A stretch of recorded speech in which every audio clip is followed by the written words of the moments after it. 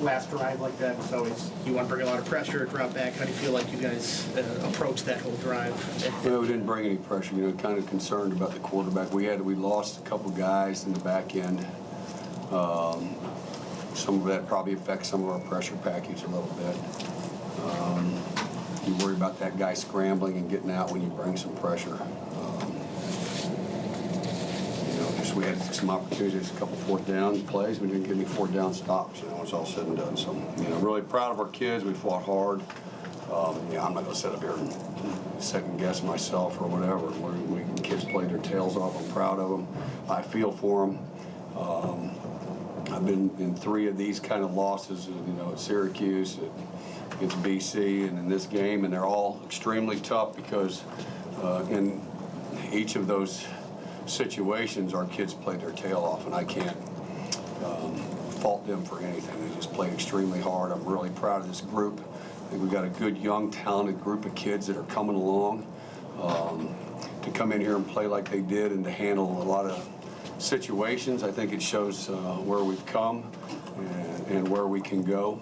Now, the big thing is we can't let one affect another game, in my opinion. And, we're getting ready to go dive into the conference schedule and the meat of it, and we're getting ready to play a big-time Wake Forest team, and we can't let this game affect the next one. We can learn from it and grow from it, but I think it gives us an indicator of, particularly these last few weeks, of when we lock in and we believe and we trust and we put the effort into it, that we have a result that we can win every football game we play.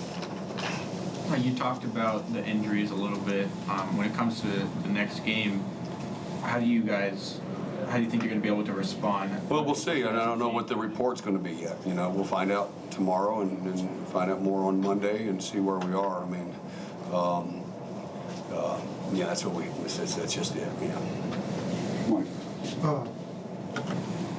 With the roughing the passer call, how close did you think that was?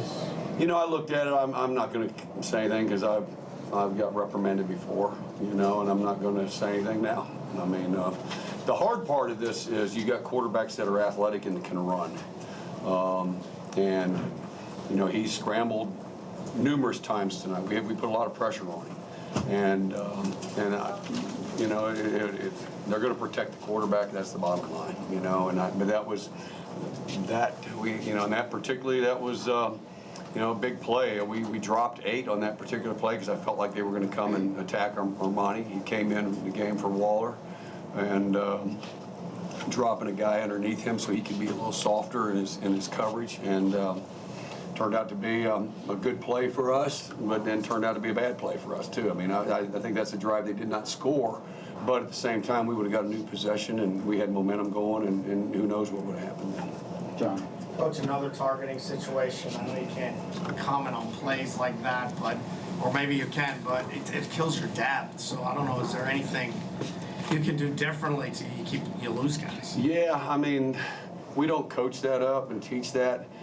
The play looked like Waller was kind of going for, to make a hit, and the back kind of fell into him a little bit, and that's part of it too, and that's why they look at it, and it's unfortunate that he probably looked like he did lower his head, but I don't think that's really what his intent was at all. But that's a tough part, particularly, he's been such a good player for us, and to lose a guy in that situation, and then Chapman came in, like I said, did a nice job. Then he got nicked up a little bit, and we were kind of scrambling around at the end a little bit in the back end. But you guys offensively had gone 3 and out in 6 of your first 7 drives and fumbled the ball away. Then you're trailing 14-7 there. They get the ball and drive down, and just a giant goal line stand by Reggie to set up the big fumble recovery, I guess, by Diablo. Just talk about your thoughts on sort of the momentum change that you got there right before the half, and then obviously getting the ball back. You knew you were getting the ball back in the third quarter. Yeah, that was a big play, obviously, and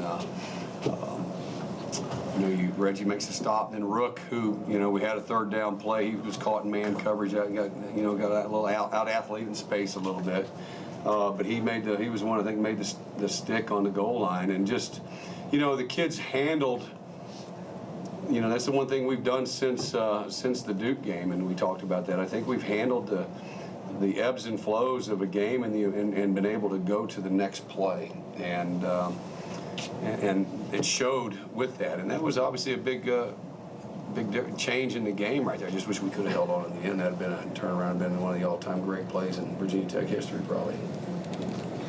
With Diablo, I saw you give him a hug on the sideline after he scored. He's been kind of wanting to play. He didn't get to play in this game last year against Notre Dame.